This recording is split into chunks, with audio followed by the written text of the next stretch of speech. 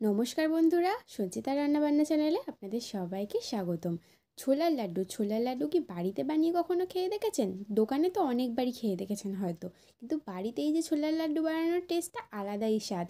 তো চলুন ছোলার লাড্ডু কীভাবে বানায় সেটা একটুখানি আপনাদের সাথে শেয়ার করে নিই। এই যে ছোলাটা ভিজাতে দিয়েছিলাম আমি মোটামুটি 2-3 ঘন্টা কি 4 ঘন্টার জন্য দিয়ে দিয়েছিলাম। সারা রাত ভেজানোর দরকার পড়ে না। যদি আপনারা চাইছেন সারা রাত ভিজিয়ে রাখবেন তো কোনো ব্যাপার না, সারা রাতও রাখতে পারেন। তো এই ছোলাটা ভিজিয়ে দেবার পর আমি ওটাকে মিক্সি করে নিয়েছিলাম। মিক্সি একদম পেস্ট করে নিয়েছিলাম, যাতে একটুখানি গুঁড়ো ভাবও থাকে আর পুরোপুরি মিক্সি হয়ে যায়, মানে একটুখানি দানা দানা ভাব রেখেই আমি পুরোটা মিক্সি করেছিলাম। তারপর দেখুন ওই সাদা তেল দিয়ে কড়াতে আমি কিছুটা তার মধ্যে ঘি ফেলে দিয়েছিলাম, ঘি দিয়ে দিয়েছিলাম 1 চা চামচ। আর তার মধ্যে দেখুন এইভাবে যে আমি মিক্সিটা করেছি ডালটাকে ওইভাবে হাতের সাহায্যে এরকমভাবে সুন্দর করে ওগুলোকে আগে ভেজে নিচ্ছি। তো দেখুন ভেজে নেওয়ার পর আমি এইগুলোকে উল্টে পাল্টে বেশ একটা মুচমুচে ভাব করে আমি তুলে নেবো একটা প্লেটে। তো সমস্ত এখানে আমি যে ছোলাটা নিয়েছিলাম, মানে যে ছোলার ডালটা নিয়েছিলাম, সেই ছোলার ডালটাকে আমি সবটাকেই ভেজে এরকমভাবে তুলে নিয়েছি একটা প্লেটে। তো একটুখানি ঠান্ডা হয়ে যাওয়ার পর আবার সেম মিক্সিং জারে দেবো, মিক্সিং জারে পেস্ট করে নেব। এই অবস্থায় কোনো আমি জল অ্যাড করব না। আগেরটাতে অল্প জল অ্যাড করতে হয়েছিল, কিন্তু এই অবস্থায় আমি কোনো জল অ্যাড করব না। আপনারা চাইলে একদম পাতলা পাতলা করে ভেজে নিয়েও করতে পারেন, বা এরকমভাবে একটু মোটা করে নিয়েও ভেজে নিয়ে করতে পারেন, কোনোটাতেই কোনো অসুবিধা হবে না।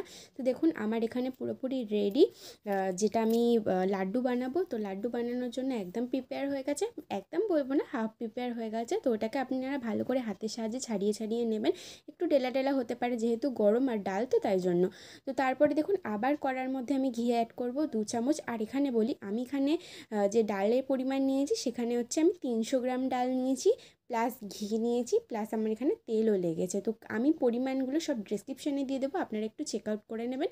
তো তারপরে দেখুন এইভাবে আমি ঘিটা দেওয়ার পর আবার এই শুকনো কড়ায় ঘি দিয়েছি। ঘি দেওয়ার পর আমি এটাকে সুন্দর করে খুন্তির সাহায্যে ভালো করে নাড়াচাড়া করে নিয়ে একদম মটমটে করে নেবো। আর দেখবেন ভালো করে যাতে ভিতরে বসে না যায়, নিচের দিকে তলার দিকে, মানে তলায় যে ডালটা থাকবে সেটা ধরে যেতেও পারে বা নাও যেতে পারে। আপনারা অনবরত খুন্তির সাহায্যে নাড়াচাড়া করতে থাকবেন এবং খটখটে একটা জিনিসের মতন হয়ে গেলে সেটাকে এবার নামিয়ে রাখবেন। তারপরে চিনির একটা সিরাপ বানাতে হবে। চিনির সিরাপটা বানানোর জন্য দেখুন এখানে আমি 2 কাপ জল নিয়েছি, সেই অনুযায়ী 2 কাপ আমি এখানে চিনি অ্যাড করেছি। সেটাকে ভালো করে নাড়াচাড়া করতে হবে, সুন্দর করে নাড়াচাড়া করতে হবে যাতে না বসে এই অবস্থাতে ফুটতে থাকবে। তার মধ্যে অ্যাড করে দেবো ফুড কালার, সামান্য পরিমাণে একদম পিঞ্চ ফুড কালার অ্যাড করব আমি এখানে। বেশি ফুড কালার দিলে কালারটা অন্য হয়ে যেতে পারে, আমি এখানে ইয়েলো কালারের ফুড কালারটাই ব্যবহার করেছি। তো তার জন্য আমি এখানে দেখুন 1 পিঞ্চ একদম ফুড কালারের সাথে অ্যাড করব। যখন চিনিটা একদম পুরোপুরি এরকমভাবে ফুটে আসবে তখনই ফুড কালারটা অ্যাড করতে হবে। তো ফুড কালারটা অ্যাড করার পরও আমি এখানে কিছুক্ষণ নাড়াচাড়া করে নেব। কিছুক্ষণ নাড়াচাড়া করে নেবার পর আমার একদম কালারের সাথে চিনির সিরাপ একদম পুরোপুরি রেডি হয়ে যায়। এরপর দেখুন আপনারা, যেহেতু আমি এখানে 2 কাপ জল আর 2 কাপ চিনি নিয়েছিলাম, সেখানে আমার মেজারমেন্ট অনুযায়ী 1.5 কাপের জায়গায় আমার পুরোপুরি কমপ্লিট হয়ে গেছে। কারণ যেহেতু চিনি তো, আর তার সাথে জল মিক্সিং হয়ে গিয়ে জিনিসটা কমে আসছে, তো তার জন্য আমার এখানে কাপ অনুযায়ী কমেও গেছে। তো আপনারা চাইলে এখানে আরেকটুখানি চিনির জল ব্যবহার করতে পারেন। তো আমার মেজারমেন্ট আর আমার এখানে ডাল অনুযায়ী চিনির সিরাপটা একদম পারফেক্ট। এমন অবস্থায় আমার এখানে করণীয় হচ্ছে ওই যে চিনির সিরাপটা আমি যেখানে ডালটা নাড়ছিলাম তার মধ্যে দিয়ে দিতে হবে। দেখুন ফুড কালারটা আমি এখানে ইউজ করেছি একদম অল্প, তাই জন্য আমার কালারটা এসছে ইয়েলো কালার, আমি এখানে অন্য কালার ব্যবহার করিনি। তো তারপরে নাড়াচাড়া করতে করতে কিছুটা মগজ ছড়িয়ে দিতে হবে। মগজ ছড়িয়ে দেওয়ার পরে এরকমভাবে নাড়াচাড়া করে একদম দেখুন একটা শুকনো ডো তৈরি হয়ে যাবে, সেই অবস্থায় নামিয়ে নেব। নামিয়ে নেবার পর একটা থালাতে একদম ঠান্ডা করতে দিয়ে দেবো। দেখুন আমার কি সুন্দর রেডি হয়ে গেছে, আর আমার ডাল অনুযায়ী আমার চিনির পরিমাপ একদম পারফেক্ট হয়েছিল, মানে দুটোরই ব্যালেন্স একদম পুরোপুরি সমান হয়ে গেছিলো। তো তার জন্য খেতেও দারুণ টেস্ট হয়েছিল। আপনারা কিন্তু বাড়িতে বানিয়ে অবশ্যই দেখবেন আর আমাকে কমেন্ট করে জানাবেন যে কেমন হয়েছিল আপনাদেরও হাতের স্বাদটা। তো যাই হোক, সেখানে আমি অ্যাড করে নিলাম গোলাপ জল। এর আগেও আমি কড়াতে গোলাপ জল কিছুটা অ্যাড করেছিলাম, তারপরে নামানোর পরও আমি এখানে গোলাপ জল আর কিছুটা ঘি অ্যাড করে নিয়ে বেশ ভালো করে মাখিয়ে নেব।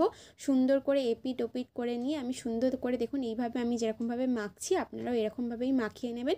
তো লাড্ডুর টেস্টটা সেখানে হয়ে যাবে দ্বিগুণ। দেখুন লাড্ডু তৈরি করা শেষ। এবার হচ্ছে আমি এখানে গোল করার পালা। দেখুন এরকমভাবে আমি ভালো করে সুন্দর করে অনেকক্ষণ থেকে মাখিয়ে নেব, যাতে ঘিটা প্রপারভাবে প্রত্যেকটা কোণায় কোণায় চলে যায় এবং চালমগজটা যেটা দিয়েছি সেটাও প্রত্যেকটা কোণায় কোণায় চলে যায়। তারপর দেখুন এরকম হাতের সাহায্যে আমি ছোট্ট ছোট্ট করে নিয়ে, যেরকম যার হাতের মাপ, কেউ বড় চাইলে বড়ও করতে পারেন, মোটামুটি লাড্ডু যেরকম হয় সেই মাপেরই আমি চেষ্টা করেছি দেওয়ার শেপটা। তো দেখুন এরপরে এরকমভাবে সুন্দর করে লাড্ডুটা করে একটা করে মগজদানা আমি এরকমভাবে সুন্দর করে লাড্ডুর উপর বসিয়ে দিই। দেখুন আপনাদের সাথে কথা বলতে বলতে আমার এখানে পুরোপুরি সব কটা লাড্ডু তৈরি করা কমপ্লিট, আর এখানে মগজদানাও একটা একটা করে প্রত্যেকটা লাড্ডুর উপর আমি এখানে বসিয়ে দিচ্ছি। তো সুন্দর টেস্টের এইভাবে লাড্ডু খেতে চাইলে আপনাদেরও বাড়িতে বানিয়ে দেখতে হবে, আর কেমন হয়েছে অবশ্যই কিন্তু আমাকে কমেন্ট করে জানাতে হবে, আর আমার চ্যানেলটা সাবস্ক্রাইব এবং ফলো করে দিতে